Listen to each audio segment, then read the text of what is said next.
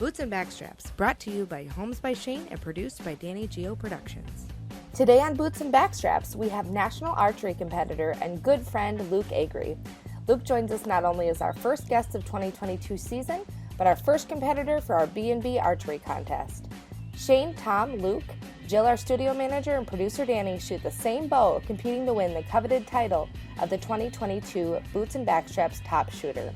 Ladies and gentlemen, hunters and huntresses, this is the Boots and Backstraps podcast.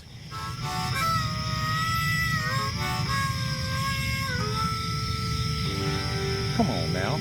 The hunt is on, looking for backstraps, way deep in the woods, tracking in a swamp to a hay field under the harvest moon. When the tags are filled, it's time to switch up our boots. Head down to the honky tonk, get us a swing dance or two. We're talking about boots and backstraps. This is the show where we talk all things hunting and country music. From the classics through today, from big bucks to bull elk, we've got it all. Ladies and gentlemen, welcome back to the Boots and Backstraps podcast. It's 2022. I'm excited to be here, and I'm joined, as always, by my not only handsome and talented, but also deer slayer co-host, Mr. Tom Cat. Come on now. Yeah, so you, sir, and we'll save it for another episode, but had a lot of success with deer season this year. Yeah, well, it was fun. You and I were together, and we were up in the northwest corner of Minnesota, north of Thief River Falls, and I had a little history with this buck. A nice 10-footer, not a monster. I don't have a picture of it, I'm sorry, and maybe on another episode, but I've got it on the phone. I was standing in the tree stand, and I was just, you know how you daydream, boy, I hope a deer would come right down that trail right there and walk that way. I've got all these great shooting lanes. He just followed the script. It was like he came right down that trail. I was like, it was only about a 15-yard shot. Double lunged him, watched him go down. It was just real nice because weeks before that, he'd snuck in on me a couple times, snuck up behind me, looked at me. But I got him, and I was real excited about that. And earlier this year, you and I were antelope hunting, and got a nice young antelope buck, and that was exciting. It was. So we've had a nice year of hunting. We didn't get out elk hunting for the first time in 33 years, I think. Yeah, it was disappointing we couldn't pull it together, but that's the way these things go. Yeah. We were quite busy, TK, if you recall, because it was so long ago, but we were so busy getting set up with our new Wisconsin deer camp. Yep. And that's pretty cool. That came together. It did. Yeah. And I don't know if Danny's got any pictures of that, but we're gonna do an episode, TK, where you and I are gonna talk about the fall and all the hunts, and we'll talk about Wisconsin camp and all the funny stories of all the craziness that went on with that. Because we could do like a whole episode just on the Wisconsin deer camp. And the Wisconsin people. And the Wisconsinites. But we are actually, I'm excited, and I know you're excited. Yeah. Because we've been trying to get this guy in for a little while, and he's pretty busy. He is the manager of the most popular archery and sportsman shop in the north part of the metro here. It's called Full Draw Outdoors, and we're joined in studio by Luke Agre. Hey, guys. Yay! Thank you. Thanks for having me. Yeah. Luke's been a great guy and a great help to us. You know, with my eye issue, I'm probably wearing Luke out trying different sites and different remedies so I can still continue to shoot in the archery league. My animal shooting is just fine, evidently, and that's a real victory for me. But my target, my league shooting has suffered considerably. So poor Luke has been trying to help me straighten that out, and I think we'll get it to where we can get it. We've definitely exhausted some ideas. Like, have you called all your distributors?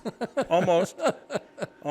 There's a couple we haven't. When he uses the word exhausted, he's talking about himself. No, not quite. I'm wearing him out. It's a lot different under different lighting conditions. Oh, yeah. What you can see, what your eye can see, how big peep sights are. Yep. Stuff like that. And all makes a huge difference. So. Yep.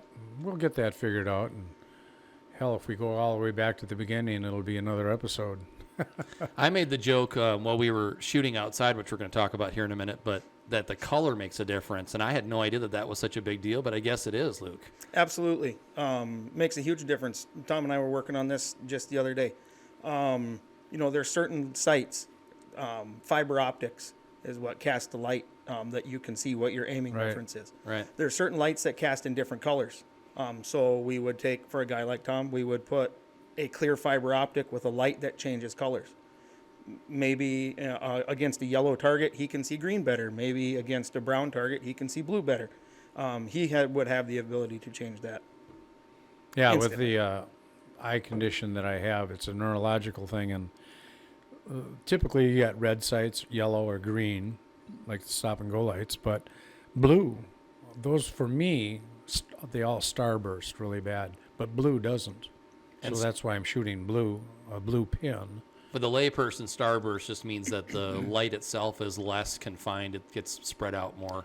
Yeah, and when you're driving down the road and it's hazy out, or if you've ever had cataract surgery or anything, the headlights coming at you can starburst, and they kind of get distorted, and so that's what's going on in my eyes. But we don't need to talk about that anymore. Well, Luke, I know aside from your claim and fame as a manager of this wildly popular shop up the street here, you also are an accomplished hunter and tournament shooter as well. Yeah, I focus, archery is my life. Yep. When I'm not helping people fix bows, sight in bows, set them up with new bows, I'm shooting competitively. I do take a little break from that around the middle of August, end of August, and start to get in hunting mode. Yeah. Then around mid-November to the end of November, depending on how many tags are still there, Right. pick up tournament bows and start going again. So now you, I want to go back a little bit, TK, because I remember eons ago when you first introduced me to Full Draw and Willie over there, which I've enjoyed building relationships with you guys. Obviously, great staff, great Don't shop. Don't forget about Jason. Experts. And So, yeah. Jason. and Carrie, of course. Yeah. Love him too. Kevin. Kevin. Sorry. So the shop itself is what it is. But when you first introduced me to that shop, Luke was not there. And Willie was talking about, well, I got, you were telling me about Luke. That's right. And he was talking about Luke. And he's like, I'm trying to get Luke to come in here and manage this thing. And I think you were in the middle of other stuff, right? Yep. I was in your corner there. I was telling Willie, you got to get Luke in here. I said, he's the best. They, excuse me, they tried for a while. I was installing custom cabinets, driving all over the Twin Cities. And it just, I worked for them 4 years part-time before I came in full-time, just on a weekend basis. Weekends, one night a week kind of deal. Right. And then finally it just worked out. I got essentially tired of driving to the cities and said, you know what, I really love archery and I want to help other people love archery, and here we are. Yeah, it was a good move. It was a great move for them. Yeah. Because you're a great people person. I've never seen you get razzled or frazzled by any of the... That shop can be just full of people, and Luke maintains a wonderful attitude and very helpful, and if you have any questions, you're going to get the right answer. So this is a great promotion for Full Draw Archery, but it's a great shop, and Luke does a super job. I'd like to go back a little bit. I helped, as you know, I helped organize the shoot up at Mount Duloc. I guess that's been about 5 years now when we first started that.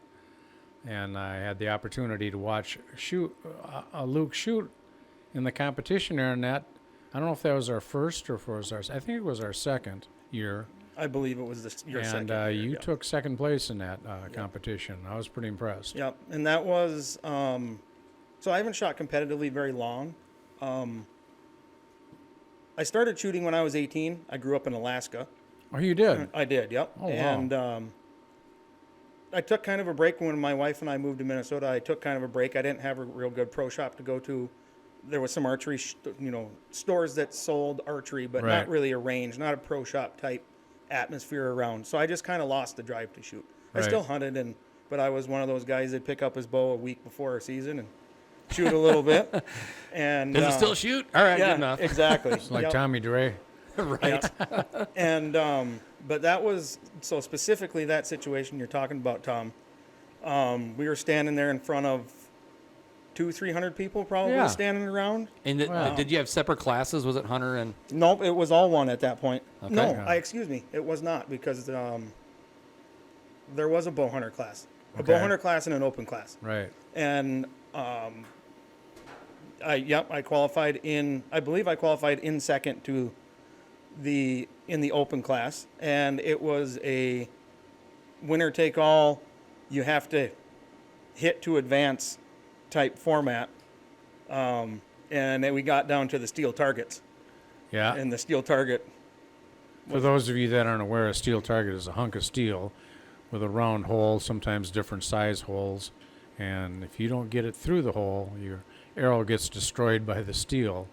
And you hit the steel, didn't you? I did. Yeah, and you took that was what put you in second place. But you place. lost to the Matthews. If I'm not mistaken, you lost to the big Matthews rep tournament shooter. I mean, he was. Who did you lose to? Do you remember? No,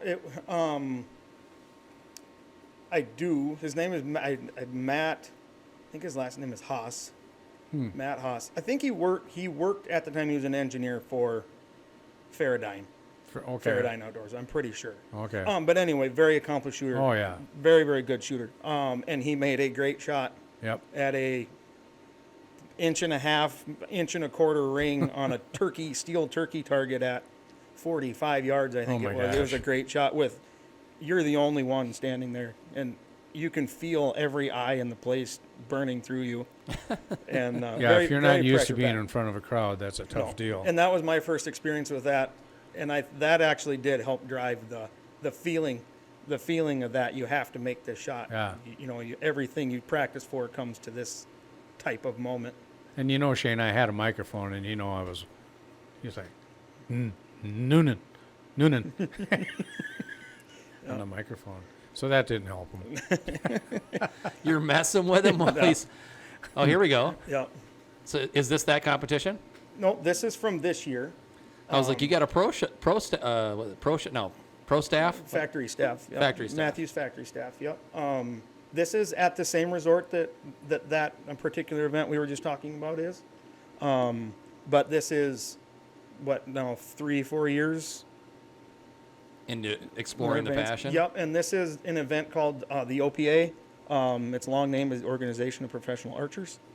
It was started by Levi Morgan and a friend of his, Mike Pollard. So World-class shooters? They are. Yep, absolutely. So it was an event designed to have the best shooters in the world all competing on a very, very different type of format. And how'd you do in this competition? I ended up middle of the pack. Okay, good. Didn't win any money. This day right here, actually, I had one of my better days. I shot really, really well. The last 5 targets kind of got me. We were out right in the middle of that ski hill, kind of got hit by the wind on one shot, and it kind of rattled my nerves and just never got it back. So we shoot 20 targets a day, 2 days. My first 15 targets were great. Couldn't ask for any better. The last 5. And that's all it takes, right? Yep. Oh, yeah. And I wasn't going to catch the leaders. The leaders had such a exceptional day on the first day that they just kept rolling through the second. Yeah. But for a confidence builder, somebody that's trying to move up, Yeah. I had a good second day. It did help. Did Levi shoot in that tournament? Levi did. Who won it? Do you remember? Because I'm not- Levi's won the national championship, 12 times? Something like that? Yeah, Levi, the ASA shooter of the year, 12 or 13 times. Yeah. IBO, Triple Crown champion, Right. many, many times. He gave my 12-year-old, well, then 10-year-old, one of his arrows after the Right, shoot, right. after the open competition. He didn't win that year, but my son went over to him to just get an autograph. Yeah. And he didn't have anything to write with, and he just reached down into his quiver and said, "Here, take this." Handed gave him him one of an his arrow. arrows, and I was like, "That's like $100." Yeah. No, he's a great person. He is a great person. Yeah, he is. Helps kids, takes lots of pictures, signs autographs. He'll go to practice range, help work with kids, try to, work on their form, kind of give them some pointers. He's a At great the guy. ATA show in Louisville, I got to interview him with a lot of other people like Melissa Bachman and on. But She's cool too. yeah, Levi had just a ton of people around. He said, "I got to sit down with Tom here, and we got to do a little interview." So And they all just, he had a following, quite a following, and he couldn't have been any nicer. Yeah. It's nice for me, being in the entertainment business, to meet people like him that are so well known, that are like a lot of country entertainers, are the nicest people in the world, and Levi is certainly one of those. A good representative of our sport. Yeah. Yep. Yeah, very much. Good, Yeah. fantastic. So Luke, let's let's get in the Wayback Machine for a minute. Sure. And let's talk about how you got into archery or hunting in general. Because you didn't come out of the womb with a bow in your hand, so. No, I did not. I didn't. I picked up a bow when I was 18 for the first time. So when I was a kid, we hunted once a year, a lot like most people did. But growing up in Alaska, it was a much different type of game. Were you born in Alaska? No. Wow, I was you born. grew up there, though. Yep, I moved there when I was 3. Cool. Yep. So we hunted one time a year, moose Wow. season in fall or caribou season, whatever it may have been. It was that maybe week to 2 week span. Mm-hmm. And I decided that wasn't enough when I got kind of older and more kind of, doing more stuff independently of my father. I decided, you know what, I want to hunt more. Well, archery season opens Right. the end of July. Yep. So, More time to be in the woods. yep. And I did what most people do. That was back in the times of Cabela, when Cabela's sent out those hard copy, Oh, yeah. like book catalogs. style catalogs. Yep. And I'd go through that thing and I was looking, I need this. And, this bow here, I'm probably a 33-inch draw. I had no idea. I had zero idea. And What is your draw, by the way? You got to be long. 30 inches. 30? Yep. That's I got to admit, that's much shorter than I thought it was going to be. Sure. For how tall you are. No, 30 inches. Yep. And I went to a local pro shop, which was just down the road. I'd never been in them before. And talked to the gentleman. His name was Jerry Fletcher, owned Fletcher's Archery. And In what city? Wasilla, Alaska. Wasilla. Yep. And you remember all this. That's amazing. Yep. So essentially, that's the man that taught me to shoot. Kind of got my interest, piqued my interest in target archery. Obviously, hunting. Every target archer, I shouldn't say that, not every target archer. 99% of target archers are hunters at their core. Okay. And they love shooting their bow so much that Right. they compete. And it's a way to keep shooting their bow and make some money, have some fun. Anyway, I went in, I shot some bows, and let's see, I think it was 2005. 2005, and I bought a Matthews switchback, brand new off the shelf. Oh, yeah. Just went in there every day, bought a range pass, would come in, it was just a punch card. I'd come in every day and shoot after work, and just loved it. Joined some leagues, shot a 3D league, 3D animal league. So you've always been. Sorry, go ahead. Probably met a lot of great people in the process. Absolutely. Because you can go into any archery shop in America and you'll run into the nicest people, Yep. and all of them want to help you. Yep, that's the truth. That's the brotherhood of archery. Yep. I was going to say you've always been carrying around concrete then, like Matthews right out the gate. Yeah, for sure. No, it's been Matthews. I've honestly never shot another bow, because when you're with the best, why do you change? There it Giddy is. up. So you too. Here we go. Yeah, why do we need to switch? Well, I do shoot Matthews, and one of the reasons I do is because, well, I had a Hoyt a long time ago, and I killed a moose with it, and I liked Hoyt. I actually still love Hoyt. But I had a guy that owned an archery shop up by Brainerd come up to my door one day, and it's when I lived up in Pillager, and he had a bow in his hand, a new Matthews, and he says, here, why don't you try this out? I'm like, I was kind of confused, and then the light bulb went off. I said, I bet you need WeFest tickets. He says, yep. So a little trade-off.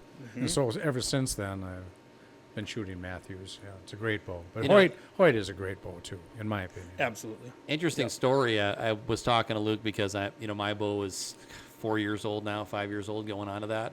So I'm going to be looking to make an upgrade probably this year, and update, I should say, because he was quick to kind of catch me, and I was like, well, which one's the best? Do I go to Hoyt because I have a bow tech now?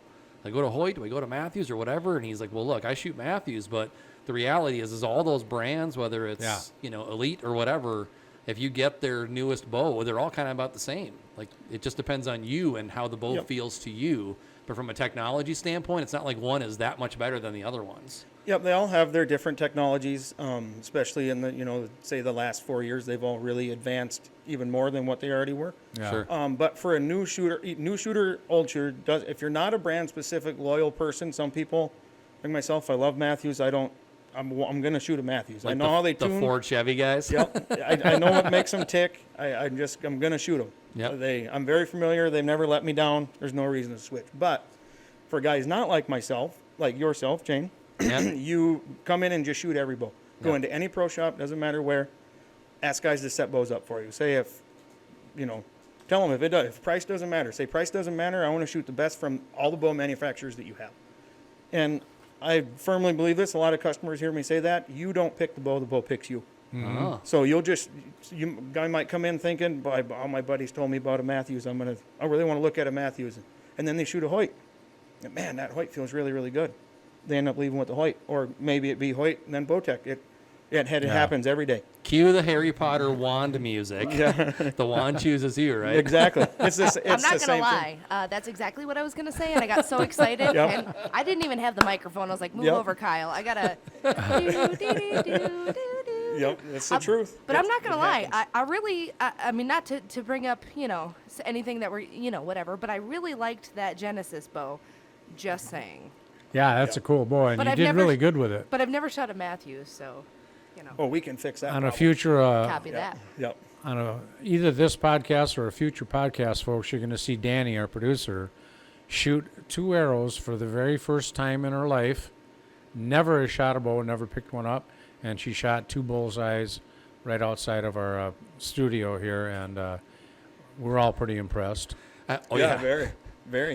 Yep. I mean, she shot better than all of us. She did. She did. I told her, I was like, you're the winner. Chicken dinner. You got Luke over here and Dustin, our buddy Dustin Stambridge is in studio with us today too. He brought this delicious whiskey that you and I are drinking, by the way. Which we haven't even talked about. It's a Maker's Mark Mocha coffee, and it's fantastic. So we had Maker's Mark on here before. We talked about Maker's Mark in a previous podcast, but this one is the one that Dustin found. That's the Minnesota. What is it, Luke? What does it say? Minnesota Mocha, something or other. It says Minnesota Mocha Madness. Minnesota Mocha Madness, and Jill's got the photo up there with our branding, so you can see the actual bottle. If anyone's interested in trying it, I can confirm, and Tom, you'll back me up. It's delicious. It is wonderful. Delicious stuff. Great to sip on. I mean, all of these bourbons are. Yeah. Yeah, we usually get into a little bit more about our bourbon of the day, but that was pretty good information right there. Yeah.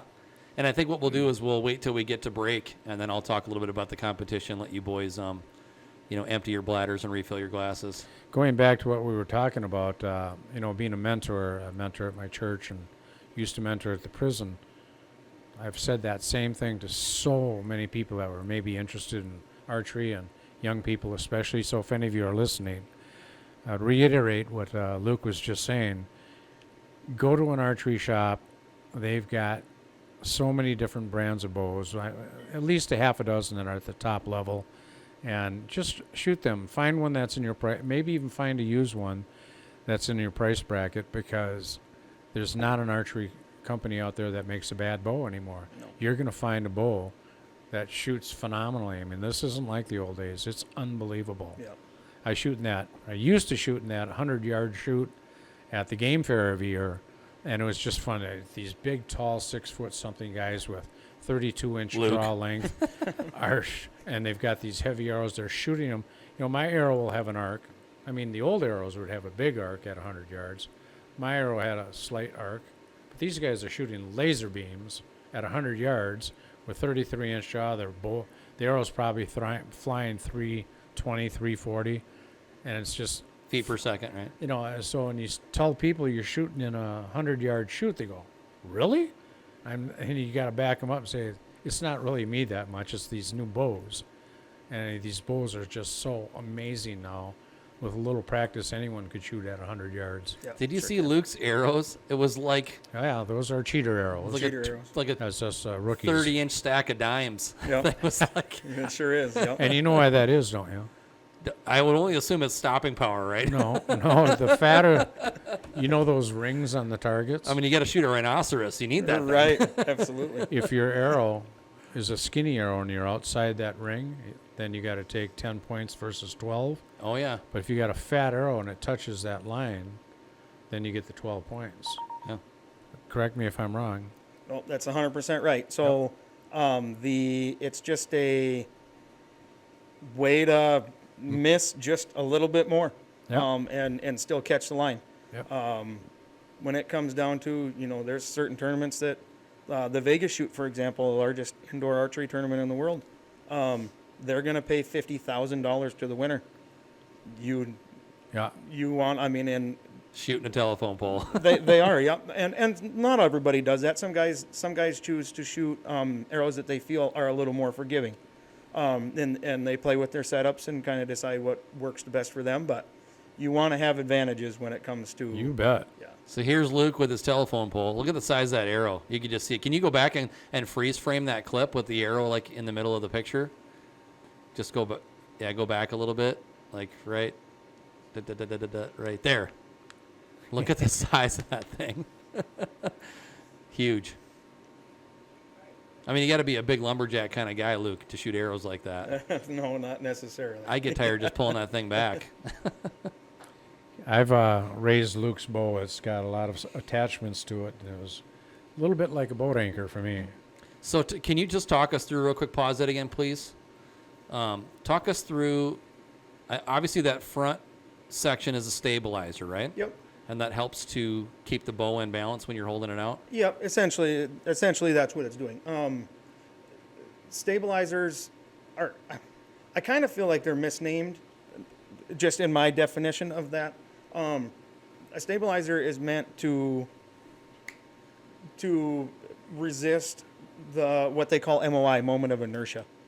And moment of inertia is the time that the bow is kind of in limbo, kind of not able to, you have no more control over the string, no more control over the arrow. It's so it's resisting any torque, anything that we might put into it. The weight of the bow is actually what's making the bow more stable itself. Oh, gotcha. And the stabilizers being so long gets the weight further from your hand, gives kind of more leverage over the bow. It's kind of a more dramatic feel. Yeah, that makes sense. And so then the rear section, does that just kind of counteract that longer front stabilizer? It does, counterbalance. Yep, add some weight, kind of balances the bow different in your hand. Just gives, some guys like to have the feeling of more weight in front of their hand. Some guys like the weight of more feel behind, but it's all about a balance. Most of it's done in 1 ounce weights at a time, so you're adding very little to the bow. So in this when we were outside, this is obviously your bow, and I do have a video of the setup, but I'm not going to post it. It's going to be on our social media, so if you want to see him set up his bow, check us out on Boots and Backstraps Facebook and Instagram. But he's going to shoot here, and I don't know. Do you have a release in your hand? Yes, so that is a hinge release, what's called a hinge style release. So that release does not have a trigger of any kind. It requires rotation for it In to your fire. hand? In my hand. Whoa, yeah. whoa, whoa, wait a minute. So Yep. I've heard of, obviously, your standard wrist release. Yep. And then you got your thumb release. Yep. So what's this now? So this is what's known as a hinge release. And how new is this tech? They've been around a long time. Oh, long okay. time. Yep. I'm not exactly sure how many years, but long before I was shooting. Cool. And essentially it's a hook that slides along what's known as a moon, or some people call them a sear. But it slides along this sear until it gets to the edge, and then just falls away. The hook opens up, string releases. Yep. So you turn your hand? Yeah. So If I'm not mistaken, you kind of pinch your shoulder blades. Yep. Some people would call this a back tension style release, though it requires some form of movement from your fingers.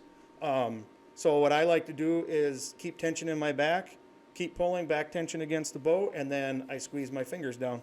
So essentially it's making the release, I'm a right-handed shooter, it's making the release rotate in my hand clockwise. So you're not having to think about moving an appendage. Nope. You just kind of compress those fingers, and naturally, because of the way your hand is shaped, it turns the release. Right. And so for me, when I have a trigger in my hand, whether it be a thumb trigger or an index finger release, not immediately, but after so much shooting, target panic will set back in. I'll get an anxiety. Just worried that, got to fire it as soon as it gets to the middle, or, in the hunting situation, as soon as it's on the deer, you fire it. It's a crazy feeling. What that release does is there's no way, if you make some kind of rash, erratic movement that would be along the same lines of punching some type of trigger. I was gonna say punch, slap. You're right? gonna miss. Because it's not firing immediately. It needs to go through that rotation phase and get to the edge before it'll fire. So without that rotation, you could tie that thing to a truck. You're gonna break it before it actually fired. So the thing that I like about that, and here you go, Luke. Here's a nice whitetail. Yep, this was North Dakota last year. Yeah, that's a nice buck. Yeah. We had some good history with him. A lot of trail camera photos. He was the biggest deer that we knew of on the farm until the night I shot him. Knocked the king off his pedestal, huh? Well, then no, they got a whole lot bigger. Can we talk? Can we talk about the culture that is like trail cam? You know, like I don't remember who it was we had on our show, but they were like, "Oh yeah, we've seen this big old bear many a times," and then finally we got it. And I'm like, "This is wild. You literally have a relationship. I mean, of a kind, right? With this, and you're like, I'm gonna get him or her." Yeah, a lot of people give the animals names after they see them on the trail camera. What's his name? This one got named after he was already deceased, but he was named by Carrie that works with us at the shop. He named him Blades of Glory. Both of his G2s are bladed. He originally thought of Blades, and then I have a real good friend that his brother killed a deer the year before that they had named Blades already, so he just kind of adapted to make him different. But we don't really name our deer. It's kind of... Yeah, I don't either. There's some that are so they're generic enough. They look kind of the same that you got to name them to kind of separate them to when we would be talking to each other to know what we're talking about. But And typically the name is associated with some kind of physical characteristic of the deer, right? Yep. And some people give them people names. It's naming is all kinds of different things. Sure. But for most people, it's just a way to. If I was talking to you, Shayne, and I said, "Oh, that big 8," well, we have 10 big 8s, so which one? Yeah, we right. We give them a way to describe what it would be. Right. Yep. Sure. Yep. Hey, actually, real quick, Joe, would you mind just grabbing an antler for me? I mean, even one of these, one of the antlers. Give Luke an opportunity to kind of somewhat punch in here. Luke is our resident archery expert, and you'll find him at Full Draw Outdoors here in North Branch. So, Luke, if you could walk us through, now you dropped a little terminology there, and Tom and I are sort of crazy about making sure that we do explanations to the audience because a lot of people that listen to this show either don't hunt, maybe they're listening because they like country music or whatever. So you said G2. Can you walk us through what that's all about? So that's a scoring term between Pope and Young and Boone and Crockett scoring system. Those are two, I should say that those are two separate organizations. Maybe you guys have talked about them on the show. Yeah, the Pope and Young is archery and the Boone and Crockett's firearm. Yep. So it's just their way of describing what is what. So on this antler, the brow tine, what most people call the brow tine or an eye guard, that's the G1. The next main point out, G2, and then on this 8-point, this would be a G3. Mm-hmm. I can't remember 100% if they would call a main beam on a 4-point side a G4. I think that's on a 10. Would be on a 5-point side. I'm not 100% sure on that. I'm not either. But that's the way that it's their description. So it starts from the brow tine out. Correct. Yep. So And what does the G stand for? I don't know that, honestly. You know what? I can't think of it either. Killer Kyle, statistician on the Google machine. So when we're talking about G with a deer antler, what does the G and G2 or G3 stand for? We'll get that answer. think I did Is know this one any time. relation to the G spot, or is that something totally Well, these are male deer, so I don't think they have one of those. I don't think. At some point in our visit today, I want to go back to Alaska with you. Sure, absolutely. And how long? Well, I guess we can do it while we're waiting for Kyle. Yeah, let's do it. How gonna many drink some years more did you whiskey. live there? You were there. You were there at 3 years old. How old were you when you I left? think I moved to Minnesota, when I was 19 or 20. Oh wow! Yeah. Yep. And again, what town were you in? Wasilla. Wasilla, and where's that in relationship to Fairbanks or Anchorage? It's about 50 miles north of Anchorage. Okay. Roughly 300 miles south of Fairbanks. Right. Yep. So 50 miles north of Anchorage. Yep. How big a town was it? About 15,000 people. Oh. Yep. Yeah, so not tiny, but not huge. No, it wasn't tiny, And and what it's a did- whole lot bigger now. What did your dad do up there? My dad, in the summer, drove a cement mixer until concrete shut down for the winter, and then he was the service manager of the local Arctic Cat snowmobile dealership. I'll be darned. Made right here in Minnesota. Teef River Falls. That's right. All right, so when I'm looking this up, it says that they're talking about measurements specifically, and it'll talk about H measurements, which is the circumference of a buck antler at different points, and then G is a measurement, the lengths of the tines or the antler's points. Okay, so they don't really have a specific definition for what G means. Nope, it's just a letter that they're using for a different measurement. I'll bet you there's somebody listening that does know. We'll get guaranteed. phone lines in here someday. Then we got to hire somebody else. Yep. I want to say also, if Luke, you'll allow me a little bit of room here, it's just this is the first time we haven't been in studio for a couple months. We took a break for holidays and all that stuff, hunting. For obviously. hunting and holidays, yep. The hunting and holidays. But this is the first time that we've had the whole B&B team in the studio together, and even longer than that. Yeah. Because we've got Jill here in studio, our studio manager. We've got Danie, obviously our producer. We've got Nicole, the producer's assistant in there, production assistant. And then Killer Kyle, our statistician / Google guy, all here at the same time. Well, Dustin he brought the whiskey, so he can stay as long as he wants. And he forgot the chili. The chili. His poor guy's getting kicked while he's down. He did bring very expensive tequila. Boy, I'll tell you, this could be a party later on today. Could be. Old Lynn Kitty will show up, and we'll all have to throw around a tequila on, get the music cranking, and this is a really sturdy table. Oh, boy. We do have a girl a gal go. that works with us that I think has been on a table or two. All right. So then. I have not. Kyle. Not today anyway, Kyle. Yeah, I'm trying to think. I've definitely been on tables, but as an MC at events. I can remember doing. I'm going to end that point of conversation right No, now. I got a funny story for you. Oh, good. So we were. This is back in the days before I quit doing live music because I started in the DJ MC world in '91, and then in the early 2000s I decided I was going to foray into music, and so I was the lead singer for a local country act, and we've talked about that on the podcast. And we did an opening for Black Hawk, who are probably friends of yours. Yep. At the Medina, because that's where Henry. they play. When they come to Minnesota, they always play the Medina. And so we were their opening act, and they had the dance floor initially set up as kind of a banquet. Yeah. And then in between us and Black Hawk, they cleared those tables that were there out. Well, these tables at the Medina, they have a kind of a catwalk set up. Yep. And they had these tables all set up in rows that just kind of mirrored the catwalk. And so all these people that were enjoying our show as the openers were like waving for me instead of walking up the catwalk to walk across the tables. And I'm like looking back at the production guys, like, can the tables hold me? And they're like, oh yeah, you're good, you're good. So then I decided I was going to walk out across the tables. Well, I wasn't even thinking about it because you're in the mode, you're performing, and there's always people in there and they're making noise and you're having a good time.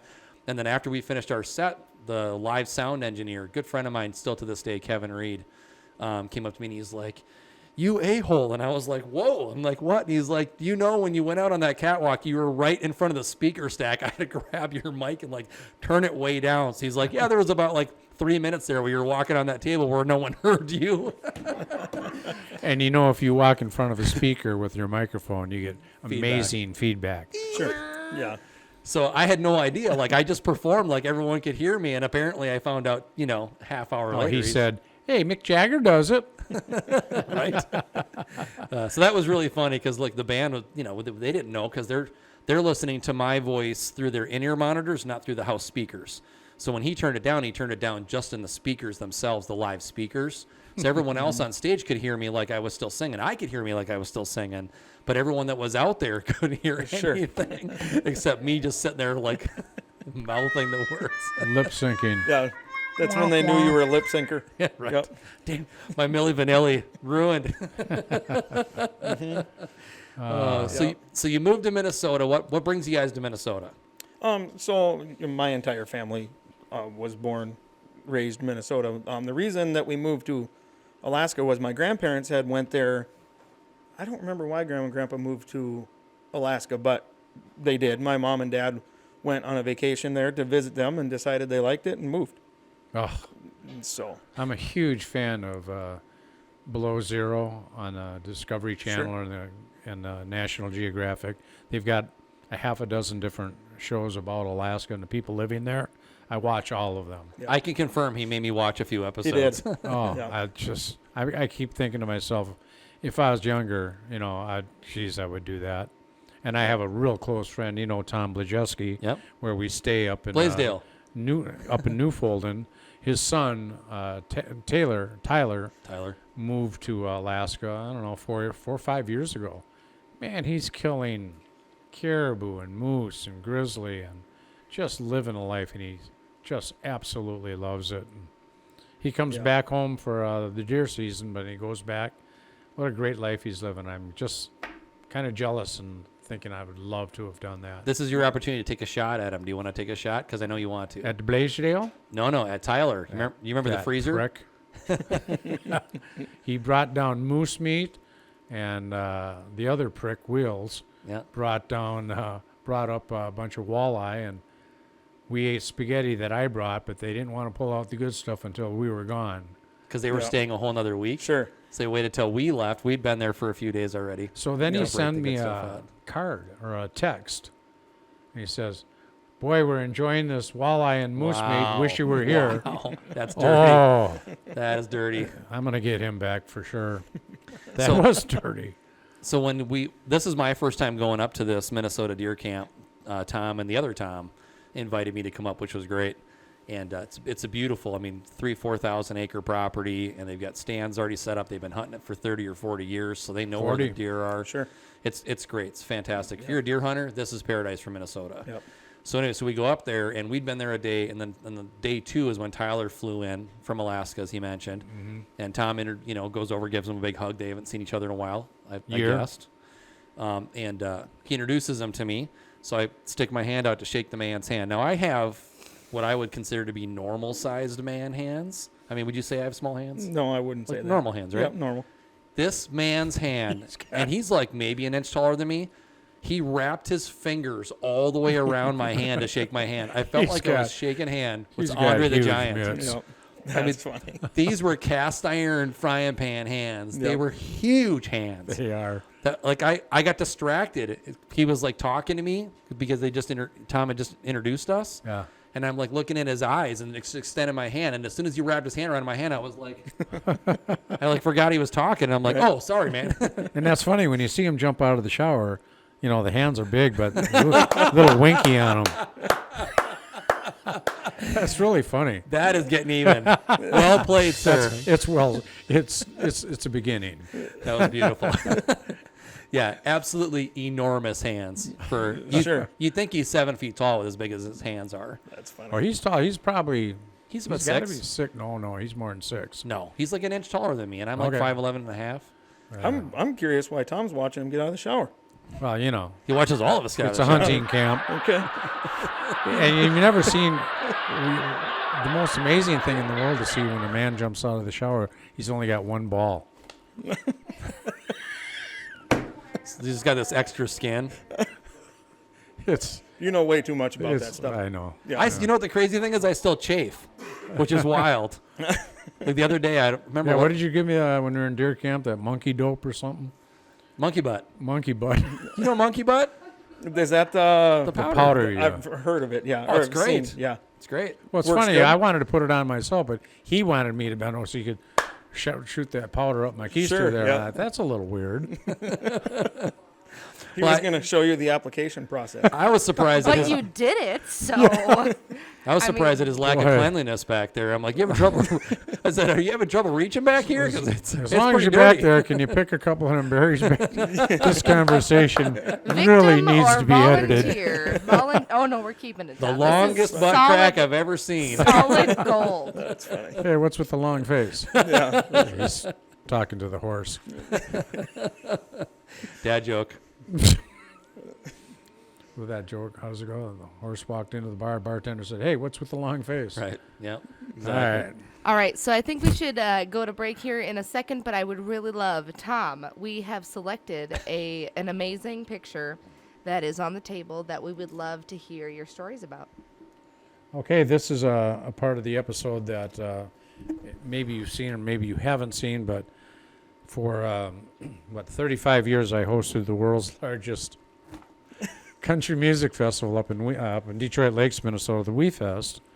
One of the founders, and so pretty much wherever I go, maybe not so much anymore because I've been away for it for a few years, except last year, Shayne and I and Kelly Pickler, we co-hosted the WeFest together.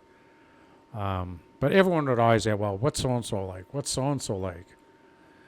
And so we decided to add a segment to our podcast. Danie would pull out a picture of one of the hundreds of autographed photos that I have from the WeFest and tell a story about them. Well, you choose a doozy because I have the funniest story.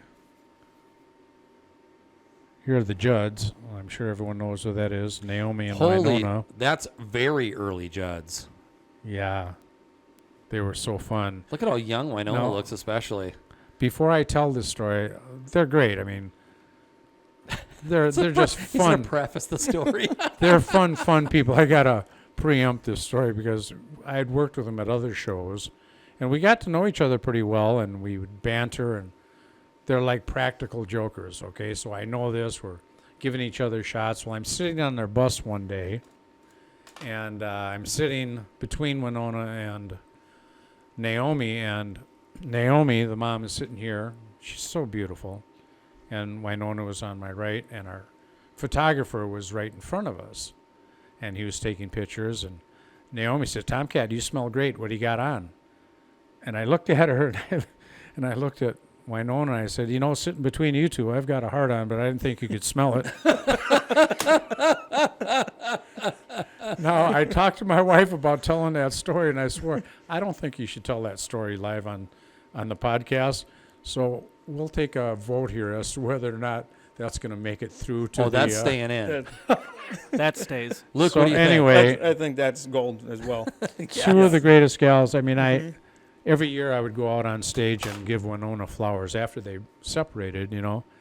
Winona went on a tour herself, and so we kept the banter going. And I would give her flowers, and I'd walk. You know, I gave all the female entertainers that ever came to the WeFest. I mean, all the legends, Dolly Parton, you name it, Tammy Wynette, Loretta Lynn. I gave them flowers, and sometimes they'd give me a kiss, or sometimes they'd say something nice. Well, Winona, we'd take them flowers, and yeah, I feel like a schoolgirl. Are we going to hop in the back seat? She'd just give me a ration of stuff. And I had a microphone in my hand, and I was used to giving it back, but I had to bite my tongue.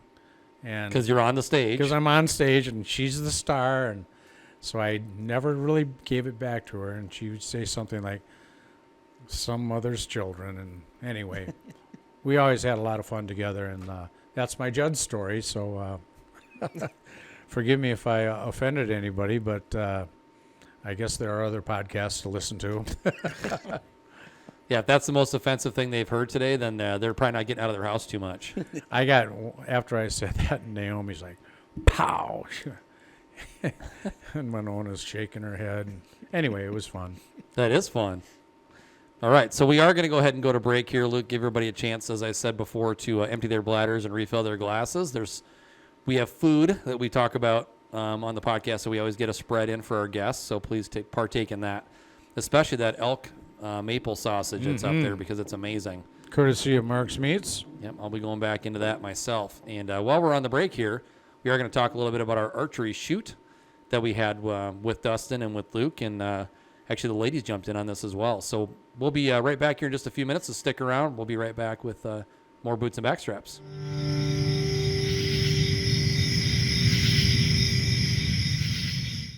After the break, we're going to see Tom, Shayne, Luke, new to the crew Dustin, Jill, our studio manager, and producer Danie enter their scores for the B&B Shootout. Everyone's shooting the same bow and competing to win the coveted title to be the 2022 Boots and Backstraps Shootout Champion. The journey is a special thing. The journey has meant the world to me. It's special because we've done it together. There's always going to be improvements that can be made, celebrations along the way, adversities to overcome, and maybe a dad joke or two.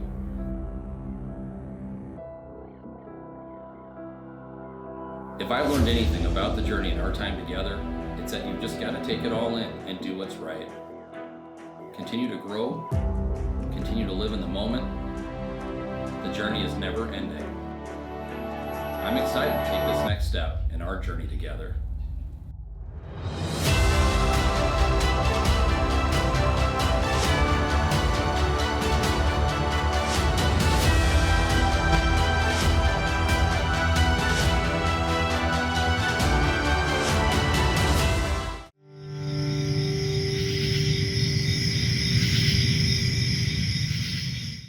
Welcome back to Boots and Backstraps, everybody.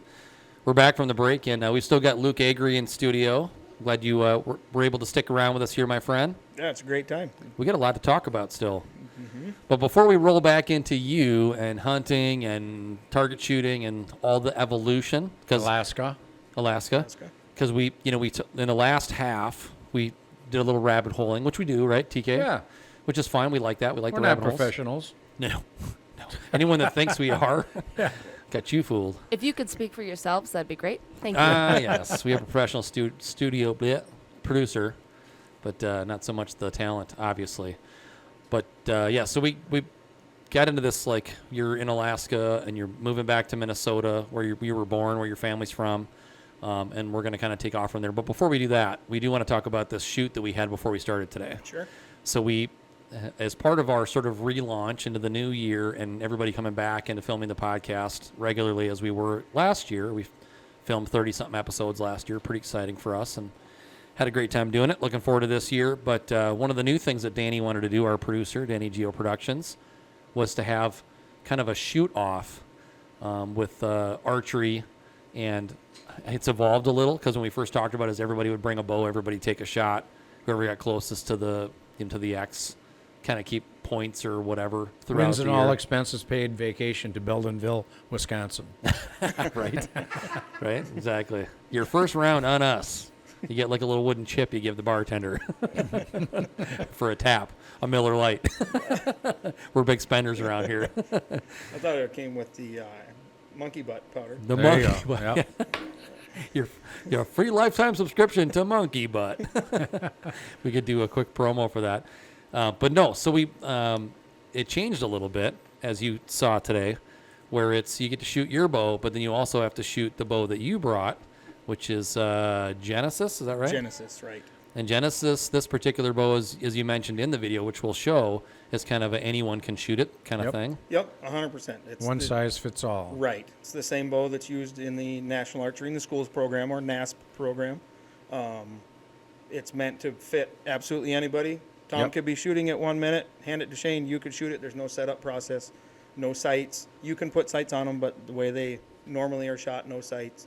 Fingers, no releases. Yep. And I think you guys use them in the shop to give people an opportunity that maybe don't have any archery experience to shoot a bow and get a feel for it. Yep, absolutely. Yep. I've seen you especially put guys, young kids. Yep, young kids.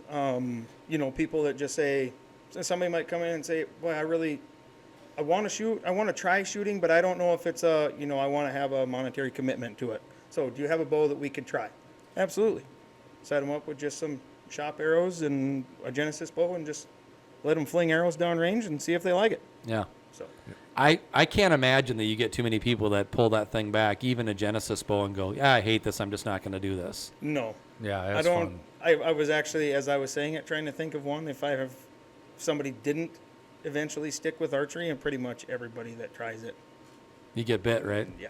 You bet. Yeah. And then you just magically, you don't even know what's happening. It's almost like you're caught in a dream and your wallet's coming out of your pocket Yep. and Luke's reaching out and grabbing your credit card. Not quite. Not quite. Got to hand them it's a trade-off with the bow. No. I hand them the bow, they hand me the card. Luke's handing in the bowl. Willie's sneaking around. One hand in their pocket, the other one on the credit card. What is that? What is that? I forget. Oh, yeah. When you buy a bow, you get a hat. You buy the hat, you get the bow. It's Man, a really expensive hat, That's a pricey but it hat. comes with a bow. So it's a nice setup. That's beautiful. Yep. I never heard that before. Yep. Well, let's go to the shoot. Before we started filming today, we were outside, and what we did is set up a 10-yard shot and a 20-yard shot. The 10-yard shot was for the Genesis, the anyone can shoot it bow without the sight on it. And then the boys set up a 20-yard shot so they could shoot their bows. Now, I did not have my bow with because I'm a slacker, and I got too distracted getting out of the house this morning. But the other 3 gentlemen, Dustin and Luke and TK, all had their bows. So it looks like TK is getting ready to shoot the Genesis, 10-yard shot. And so we got a 10-yard line, and then Luke brought a nice block. It's got an you can actually get these blocks at Full Draw Archery. Luke will help you out to get that squared away. The nice thing about this particular block is that you can change out that core. So as you shoot it and it gets a bunch of holes in it, gets worn out a little bit, you can get a new core for it without having to buy the whole surround for it. So here's TK showing us the draw and the shot. And there's the block down there. You can see the board that we got set That's up. That's actually not a block, is it? It's a different Nope, that's product. a target made by 365 Archery. Yeah. And they're also a Minnesota company. Right. Yeah, so But it's the got block is pretty standard. Yep. an archery target. You Yep. bet. And we got the backstop. TK threw a piece of wood out there as a backstop in case anybody missed. And Only one person hit it. Only one person missed. We won't say names, Jill. Shepherd. Whoop. All right, so as we look at this, what we've got from Yeah. TK is 2 5s. So if you're not... The first one is a practice, so just a 5. Yeah. yeah. So Not easy. one arrow for score. So If we you're were saying 5. if we were scoring, we would say that these are both 5s, right? Because they're not on the actual scoring area. They're outside the scoring area, but they are on the target itself. So that would be a 5. Is that correct? Yes. Okay. Yes. And this is different. I mean, there's no with this target. There's no official scoring Yeah. system. Sure. So it's kind of up to however you guys want to make a scoring system. Use your discretion. Yep. I think what I would say, if we can go back to that shot real quick, Nicole, and just show that target again for a second. Nicole? Oh, she needs a second. All right, so we've got the, whoop. If we just show the target. Yeah, that's good enough. That's fine. Don't show my secret. So anywhere in that dark area would be, in my mind, from the standpoint of this particular, we'll call it competition, it's considered on target but not in a scoring area. And then the yellow, if you get an arrow in the yellow, we're going to call that an 8. And if you get one touching one of those black circles, we'll call that a 10. And if you get one, we'll say within a reasonable distance of the middle of that dark circle, we'll call Is that there a an 12. X ring on those? There is not. The way Shane, we're on the same kind of thought process. Yeah. For a 12, I would call it anything that's completely inside, what I would call inside out, to where the complete arrow is inside of the black ring, not Okay. touching any of the outer.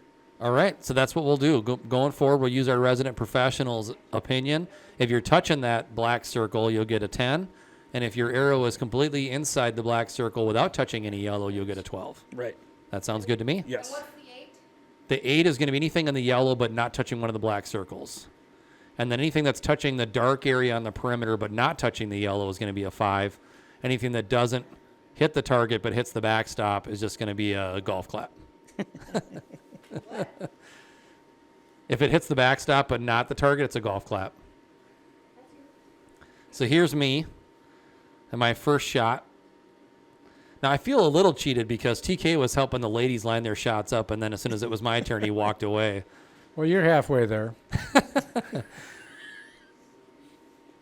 So a little bit of, if you could pause that for a second. For a guy who shot his first animal at 60 yards and it was an antelope, his first shot, his first hunting trip, he doesn't need my help. I always need your help, TK. Didn't this guy in this video here once put an arrow through an arrow? I did. I do have a Robin Hood in my record. It's sitting on my, I've got a set of 10-foot Texas Longhorns over my fireplace in my family room, and set up on that was my one and only Robin Hood. Now, the guys that are regular shooters will tell you, oh, yeah, I got like 3 or 4 or 5 of them. How many do you have, Luke? Lost count. Yeah, right. But it doesn't happen much anymore. When you Right. realize how expensive arrows are, you start aiming Exactly. at different spots. That was Right. going to be my next thought, because once you do a few Robin Hoods, you're like, God, those arrows are expensive. So people that are shooting single shots will typically go to a 5-spot target, Yep. so they're not breaking their arrows. Yeah, so a Robin Hood for the layperson that's watching this is where you shoot an arrow into the target and you shoot an arrow into the back of the other arrow. And Goes right down the spine. yeah, and they like actually lodge together. Yep. Because all of us have had glancing blows where you maybe break the first arrow in the target, but there's no like actual lodging between the Are two. we still talking about archery? We might be. We might be. So in the grand scheme of those that shoot archery with any kind of regularity, it's probably 10% or less that have ever done it, right? I'm sorry, of Robin Hood, 10% or less? Yeah, 10% of people that shoot their bows have had a Robin Hood in their life. It would be hard for me to throw a number on that, Yeah. but you would be surprised as to how many do it. Right. We were at the shop the other day, there was 2 of them on back-to-back arrows from different people. So, Wow. yeah, Yeah, and I think it depends on distance too. it does. Because I've seen a bunch of guys, friends of mine, I give them a hard time because they're out in their backyard shooting 10 or 15 yards. Like, oh, I got a Robin Hood. I'm like, you could throw it Yeah. as a Robin Hood from 10 yards. 3D, shooting 3D archery, we see it quite a bit, Sure. especially when you get into the upper Right. levels. Yeah. Because there is only one 12 ring that you're aiming at, and if everybody's piled in the middle, say there's 4 guys shooting at that target and there's 3 guys in the 12 ring, Yeah. there's one more guy to go. Well, And- his chances of hitting one of their arrows square in the back is dramatically increased. Right. So you do see it. For years I shot with Brady, who you guys know real well. One year, before I lost a lot of my eyesight, we used to shoot one arrow. I think this was up at Wild River, one arrow on one target, one arrow on the other target. And then the other guy'd shoot one arrow and one arrow. Well, I Robin Hood his, and he Robin Hood mine. That's And funny. the same deal. That was Yep. like, and we have pictures of it. That was pretty cool. So in the world of target archery, I'm sure it happens with regularity, but in the grand scheme of just archers across the board, hunters and everything, because with hunters, most of the folks out there that hunt bow only shoot their bows right before hunting season. It seems like far too many only shoot. Right. They before take it hunting down out of the season. rafters of the garage Yeah. when August gets here. Yep. Oh, I better throw a couple arrows down the driveway Yep. before I got to go out and get in the woods and get my stand. So that's kind of where I was That's coming not a up good with. Yep. idea, but Yep. it does happen probably too much. I mean, that would not rhyme with anything called Cameron Haynes. I mean, that guy's shooting his bow 50 times a day. Yeah. He Plus- seems like he shoots a lot. Yeah, Levi Morgan, you mentioned him earlier. He's a guy that shoots probably 100 or 200 times a day. Yeah. Just amazing. Mm-hmm. And of course, it shows in their precision. It sure does. Yeah. The best shooters in the world are robots. I've always kind of used that type of description because they can do it exactly the same way every time, or very, very close to exactly the same way. Because that's what it takes to be accurate. Yep. If you change your anchor position, how your hand, where you place your hand on your face, if you change how you press your nose against the string, or did you press your nose against the string, how you center the front sight, the scope of your sight in your peep sight, all makes a huge difference to downrange accuracy. 20 yards, 10, 15, 20 yards, it's not as dramatic, but when you start to stretch it out there a little ways, you really, really start to see when form becomes crucial. A lot of those competitions do have 80, 90, 100-yard shots. Yep, Oh, sure yeah. do. So something like that on a 100-yard shot, like you said, just the slightest difference between that peep ring and your sight ring can make a huge difference, right? Yep. If you vary, just for example, if you vary looking through your peep sight by, I'll even use it something down to a 32nd of an inch, something that's tiny, hard to notice. Yeah. At 100 yards, depending on the target, could be a complete miss of the target. It's amazing. It's crazy just because you're putting the pin or whatever aiming reference you use in a different location. Your eye is telling you it's in the right location, but your eye is in the wrong spot. Right. So Right, like you said, everything. Do you know from the anybody anchor- these days that shoots without a peep?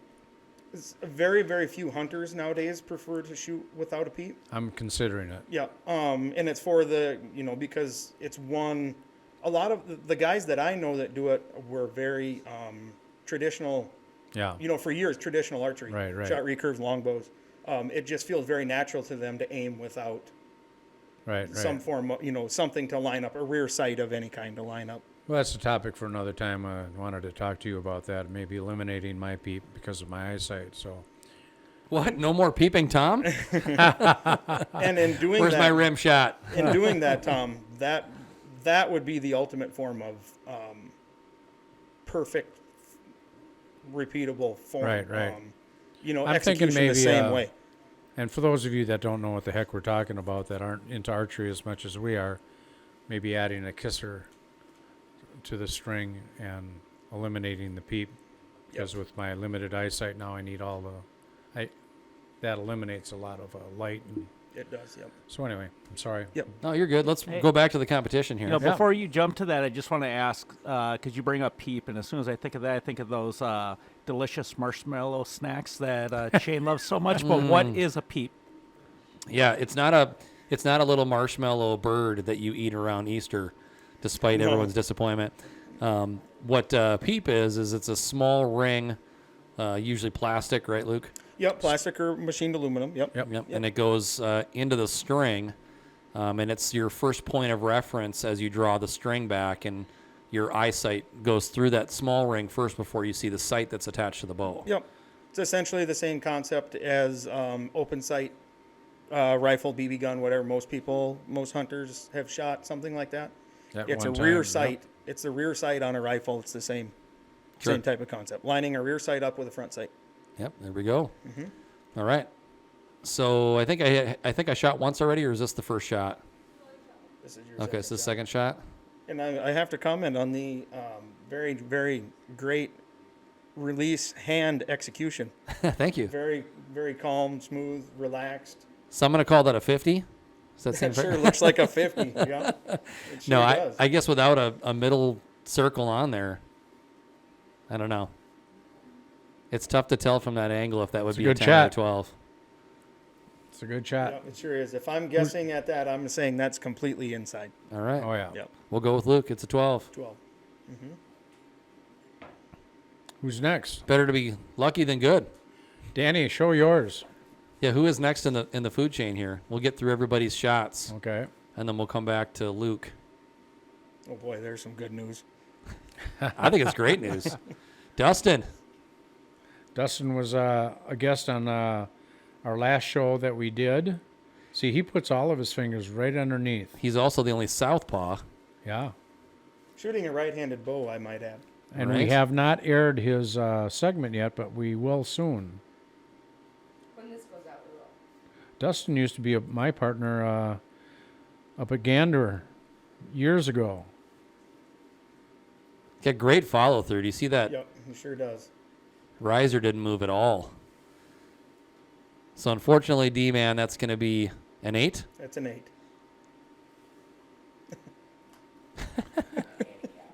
How did that become an 8? I didn't listen when you guys were talking about the scoring.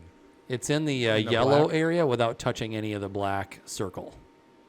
Yep. So if it's in the dark outer area, that's a 5. Yeah. If it's touching yellow but not one of the scoring circles, then it's an 8. If it's touching one of the black scoring circles but not completely inside it, it's a 10. Okay. And if it's completely inside the black scoring circle without touching any yellow, it's a 12. All right. I got it down. All right. You know me. I'm a numbers guy. So here's Luke pulling a bow that's way too small for him. It's the everybody. It's like me shooting my kid's little plastic one with the suction cup on the front. That's what it looks like. Poor Luke. He's like, Somebody asking me a question? I don't remember. who took my beer? Now, I want to point out that was almost a complete miss. Here's your practice shot. But it, you know, Right. there's no sights on it. It's you haven't It's a complete guess. shot a open sight like that. I feel like you probably kind of in rushed the years. shot, though. Very instinctual. Just, Yeah. I saw it, let it fly. Yeah. Grip it and rip it. All right. So that one, we got to call that one also an 8. You can see a little bit of yellow there between the arrow and the scoring circle. Yep. Can you see that, TK? Yeah, absolutely. I didn't realize how close Dustin and I were to almost shooting exactly the same arrow, just on opposite sides of the bow. Yeah, right. Yeah. Right, exactly. All right. Who's next? Who's next? Who next? What was my score when I shot? We didn't show yours yet, did we? Yeah. No, I don't think Mine so. was up first, I No. thought. You got a Oh, you got a 5. Because you didn't get into the yellow. Oh, yeah. So while we're waiting on, here we go. A little tutorial for Jill. Jill's like, I can't feel my hands. Like, okay, this is probably going to be good. You don't need to. To her credit, she didn't have gloves on. She was out there filming, so her hands were exposed to the weather. The rest of us had our hands in our pockets. I kept saying down, down, down. She wouldn't come down. She's like, I feel like I'm shooting at the ground.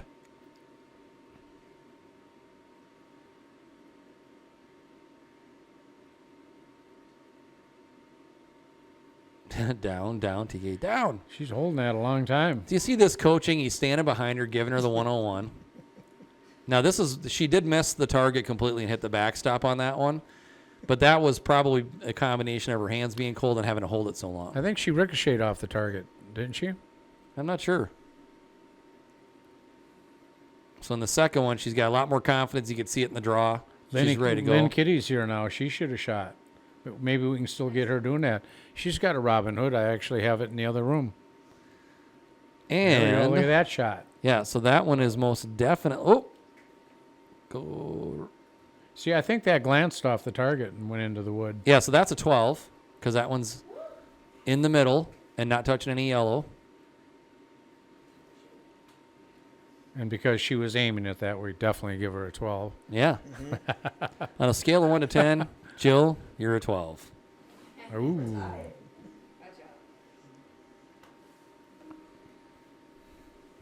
And I think we still have Danie, is that right? So here's producer Danie. Never shot a bow before. Never her held a life. bow. She actually started shooting that bow left-handed. I said, "Are you left-handed?" She goes, "I don't know." So she's right-handed. And I told her to spit on the ground, so she spit out a little chew. Little grizzly long cut. Look at that form. She's a natural. And look at the shot.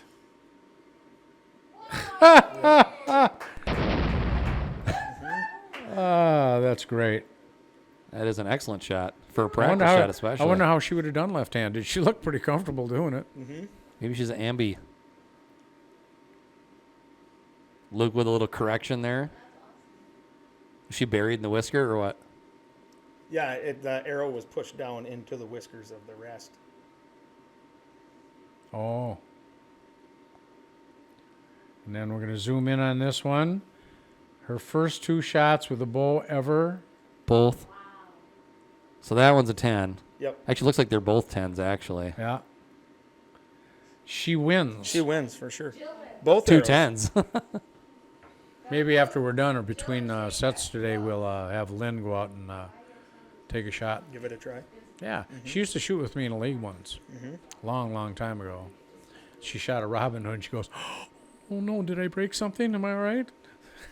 I said, "Yeah, you did great." Do you know what you just did? It's amazing. Yeah, you put one arrow right down the other. And that's the way you're supposed to do it, right? Yep. All right, so Luke. Woo woo. Back to you, sir. Yes, sir. Back from our break. Now that we had to watch all the embarrassment of us standing out there in the freezing cold shooting a bow with no sight on it. So you guys moved back to Minnesota. Yep. And at that point, you're already fever for hunting because you met was it Peter?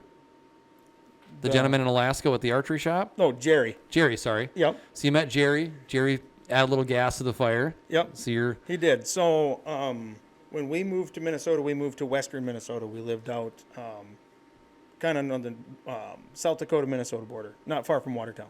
Okay. Oh, yeah. And Good deer country. and I had 2 labs at the time and loved working the dogs. So birds were kind of life at that point. A lot of pheasants. Absolutely. The Lacaparo Canadian goose refuges out there. A lot of birds around. So we did a lot of that. Still archery hunted. Just that's where that whole week before kind of grab the bow, make sure it doesn't break on you, shoot a few times, go hunting kind of thing. Yeah. That's where that was most dominant. And then when we then relocated over here towards the Twin Cities, is where there's more pro shops. That's when I really got back into shooting more. Started competing. I had a friend talk me into competing. Ease of access made it harder to stay away. Right. Out there really wasn't, at the time, wasn't any pro shop. There was outdoors, retailers that they had a, one target archery range to try some bows out, but it was really hard to, Right. go there and shoot. And, they need to use the lane and so on and so forth. So when we moved to relocated to a different region where there's more shops accessible, then it was Which shop were you shooting at? out there. No, well, when you moved closer into town. Oh, I've always shot at full draw. Oh, okay. Yep. And when you were out, were you out in the country, or were you on a farm, or were you in a little town? When in western Minnesota, we Yeah. lived in Dawson. Oh, yeah, if I you know where Dawson, Minnesota is. I used to live in Watertown, South Sure. Dakota, and I'd go Yep. through that area. Yep, right on Highway 212. Yep. Yep, and we lived in town. Okay. Yep. So. Just to Yeah, clarify. Right. Yeah. We spent our time in the country, but we Right. lived in town. Yeah, I used to drive through Dawson, all those little towns, out on 212, and know it well.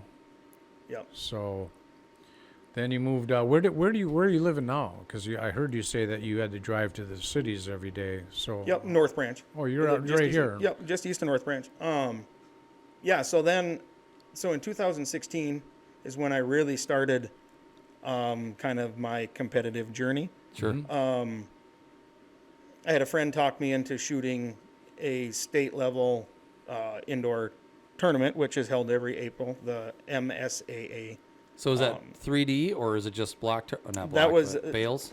Yep. So that's just a target, 20 yards. We just in kind of in the industry, we just call it indoor archery. It's all at 20 yards. You can shoot at a single spot. Most people shoot at a 5 spot. It's it looks like the number 5 on a dice. Yeah. Exactly Yep. what it looks like. And so you shoot 60 arrows at that for score. And It looks like yours used to when you first got it. That exactly. 365. Exactly. Now it's got the nose shot out of it. Right. Yeah, broadheads will do that to a target. Right. But so he talked me into shooting, and I shot a qualifier, and then went to the state, and I ended up winning the state championship. Wow. Nice. And so from there, then it just really took off. I had where my wife and I live, we have 10 acres, and there's no neighbors around us. I have a huge yard, so I just set it up for shooting. I put targets out, kind of converted part of my garage into a home archery shop, and Tell us about your wife. What's her name? Jamie. Jamie, and she's an accomplished shooter. She is, watched yep. her shoot a number of times, and I've always admired her some award-winning belt buckle. Yep. That's pretty cool. Yep, Jamie's an awesome shooter. I wish she practiced more, Uh-huh. but she's kind of got this natural ability to just be able to pick things up and kind of keep it. Kind of really like Nice. riding a bike Is for she taking any applications for friends? Because I think I want to apply. her. Yeah, for sure. Okay. For good. sure. Just yep. checking. Yep, And I heard you had a junior. Is that true? I do. Yep. I also have a junior. Looks like we're going to be friends. So, Wait, your sorry. son's name is Luke too? No, I'm sorry. I just call him Junior. No, his okay. name is Bowen. Okay. I'm sorry, Danie, if that's what you. It's okay. I have Yes. an actual junior. We'll just pretend Okay, together. yes. Sounds good. Thank you. Yeah. So a 4-month-old baby at home, and Congratulations. Wow. thank you. Thank you. Yep. That's a life changer, isn't it? Yes. Wow. Yep. He's been a lot of fun. Are you getting much sleep these days? Yeah, he sleeps all night actually. What? He's been pretty easy. Can you tell me We a used to be secret? friends, Luke. Yeah, we used to be friends. You know what you got in that glass? Yeah. I'm joking. No. We didn't, I've tried we didn't that. do I tried that for about 50 years. That doesn't work. Little on the Yeah. gums. Right. Yep. So awards. I mean, competitions. Your wife. What was the competition that she won with getting the belt buckle? That was a local tournament, 2-day tournament actually, 3D, the 3D tournament that shot just at 2 different clubs actually. One day, Elk River Sportsman's Club. Yep, I've been there. And what is it? Elk River Sportsman's Club, and I believe Minnesota Sportsman Club in Zimmerman, I think is what the name Zimmerman? of it is. Yep. Okay. Target bow, right? Yep. Yep. Yep. And yeah, so you shoot 40 targets for score, 20 each day, and Yep. then the top 5 scores out of those 2 days, that 40 target score, then move on to a shoot off. So you shoot 5 more targets. Jill doesn't realize it, but Jill's one of our assistants. She lives right by that Elk River Sure. Sportsman's Club. Yep. Nice club. Yeah, it is a nice club. Yeah. Yep. Yeah, and then what about yourself? How many shoots have you won or placed in? Too numerous to count. Mostly all, state and local level. We really just recently started to travel, around the country. And our main focus is 3D archery. Right. We shoot indoor because we're kind of forced to because we don't want to shoot in the cold. But, around home. But we just now, recently started traveling. We shoot, we're members of the ASA, which is Archery Shooters Association. and that's predominantly a southern United States association. So I know you travel quite a bit. You went down to Georgia? Alabama, Georgia, Alabama, right. Illinois. Used to be one in Texas. Now it moved to Louisiana. So they do a lot in Alabama. That Alabama, Georgia area. They have 4. When you're shooting indoor stuff, is it mostly like kind of 20, 30 yard? Only 20. 20. If you hear somebody say that they shot indoor archery, they were shooting a 20 yard at 20 yards. Okay. Now indoor 3D, Yeah. that would be varying distances. But if they were Right. shooting an indoor target round, that is 20 yards only. Okay. Well, Luke, I know you're a fairly humble guy, but I really wish we had a photo of some of your awards that we could show the folks, and I know you've got a pile of them. I do. I didn't. I don't have a picture of that. I had a picture taken somewhere, but I don't have a picture of all of them. Mostly, and some Jamie's would be much more impressive than mine. Yeah. All of her awards, but there's quite a few. This decoy setup, I mean, those are so incredibly lifelike. Yeah. Yep. Amazing. Yep. Those are Dave Smith decoys. That's actually. I just picked up turkey hunting. This was my 4th year turkey hunting. I'd never turkey hunted before that turkey. Bought those decoys a blind. A good friend of mine, we were on some of his land. That was a lot of fun. Yeah. Happened really fast. Exactly. And that decoy, we kind of reset the decoy up for the photo purposes, but the Jake was on his side. Spur marks all over him. that gobbler did not like that Jake. Wow. So I love turkey Came hunting. in and beat him up. he huh? did. Yep. Can you explain what a Jake is? A Jake is immature male turkey. Yep. So mature males are toms. Jakes are immature. Well, I'm a tom, wait, and I'm wait kind a of m- immature. Yeah, I was so- going to Sort say, of. wait a minute. there. Sort of. Yeah. It's not about the attitude. It's about years of They're a life. yearling. They're a 1-year-old bird. They are. Yep. Kyle, did you have another question? No, I was just thrown off that the Tom was considered the mature one. Where is the rim shot? That was beautiful. Did he just give me a shot? He did. Wow. And a Kyle. good one. Kyle. That was a good one. Okay, we're going to start talking about your little pee-pee, too. So, Luke, Sorry, sir. what all, if you could just give us a list of the species you've hunted? Been in on hunting or actually hunted, me being the hunter? Yeah, you have hunted. Let's see. So we saw whitetail, we saw turkey. Whitetail, turkeys, moose once. Unsuccessful. I've been in on a lot of moose kills. I've never had the chance to harvest one myself. Okay. Caribou a couple times. Was unsuccessful there as well, which is hard to believe since they seem like they're everywhere if you watch hunting TV. Yeah. It's not the case all the time. Right. Did you always use a bow? No. No, when you were a kid, you had a rifle. Rifles. Yep. So I hunted moose one time with my bow, or one season with my bow. Mm-hmm. Caribou was all with a rifle. Been on many moose hunts with my rifle, just never the one on the trigger. Yeah. Mm-hmm. You know what's funny is when I first got into archery, I had this misconception after watching all these stupid, and I emphasize the word stupid, hunting programs, because they give everybody out there this like wild, crazy, every time you get in the woods, you're going to see a 6x6 bull, or you're going to see a 12-point buck that scores 180 or whatever. Like, that's what you think. That's your perception. And then you get out in the woods and you're like, if you see a deer, it's a doe or it's a little spike or a fork or something. And you're like, where's all the big deer? Yeah. Welcome to real hunting. Exactly. There's so much work goes into, and I'm trying to remember who it was that said it, but somebody said something about you put more time into your hunt before you actually get in the woods. If you're going to be successful. Yep. Exactly. And we'll have to do that this year in Wisconsin. Yeah. We got a lot of work to do on that plots land. and lots of things. That's where the trail camera thing can really help. Right. Really help. Oh, yeah.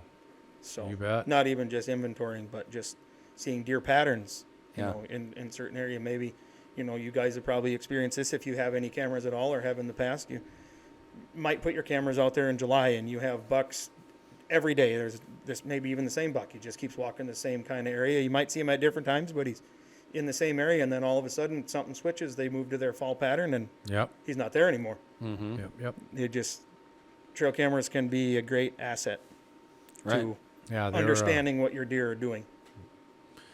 I know when I was young, we used a trail timer, which was a string on a bear bait. Pull the string out, and then you'd open up the little box and it'd see what time it was. And before that, then we'd surround the bear bait with flour on the ground. We'd rake it up nice and smooth, and we'd look at the bear prints in the flour. But that all changed with trail cameras. So you said that all changed, and I was going to say, you mean with like electricity? Yeah. It all evolved rather rapidly because, I'm talking about, the pretty much the late 70s and the 80s. Yeah. That's not that long ago. You remember that, right, Luke? Yeah, I remember all of it. Never mind. I don't remember the late 70s, but I was alive in the late 70s. Okay. And on the trail camera note, there are actually some states that are now, I don't know if you guys heard this, that are banning. What? I think Utah now, and Arizona Really? have banned trail cameras for hunting purposes. That makes no sense to me. Like they feel like it's creating an unfair advantage. They must. I haven't heard the argument against them, but I think they have to be out of the field at a certain time. But by they'll a certain allow you date. to use them before the season, huh? I believe, because then some people, maybe monitor their properties with it, or Oh, yeah. So that's kind of the argument, that I've read through social media, as people say, I use it to monitor my, my property because I have people that I have a lot of trespassers, and now they can't use it. So, That'd be a tough one for the local DNRs to enforce. yeah.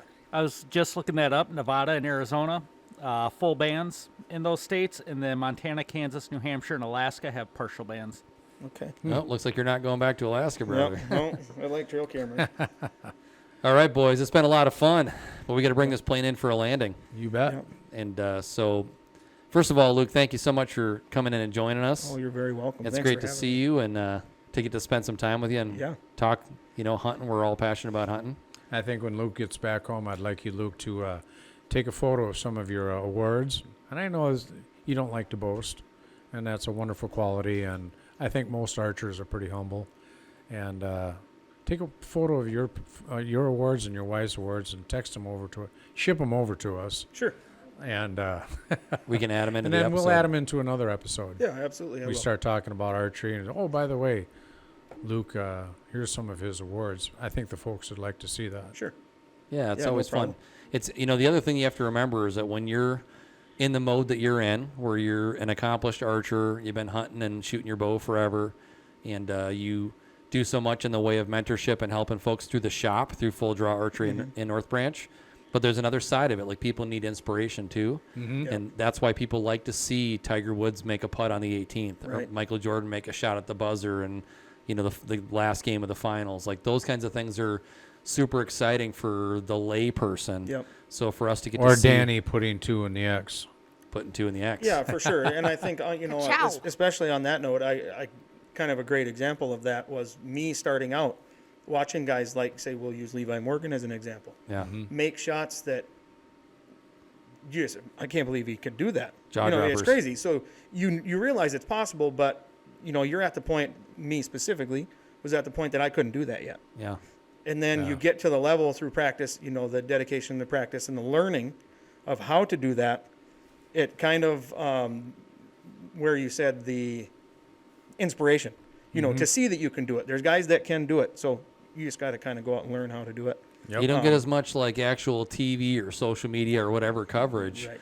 So in an opportunity that we have with this podcast and let folks know that if you practice real hard, that you can accomplish things like this. And what a great world it is, the whole world of archery. I want to, something I was going to mention earlier, for those of you that are watching or listening, and maybe your family and you have young kids growing up, get them in, I would say to anybody, get your kids into archery, because, they'll develop a passion for that. And whether at the shooting range or out in the woods, whether they're hunting or maybe in a tournament somewhere, they're not hanging out on a corner. Yep. They're not doing drugs, like Ted Nugent. Make them watch Robin Hood, but not the Kevin Costner version. It's like, what a great, great thing for the youth to be involved with. Rather than sitting indoors with a video game, get them outside and get them into archery. It's a wonderful, you'll never regret it. Yeah, it's a wonderful, for sure.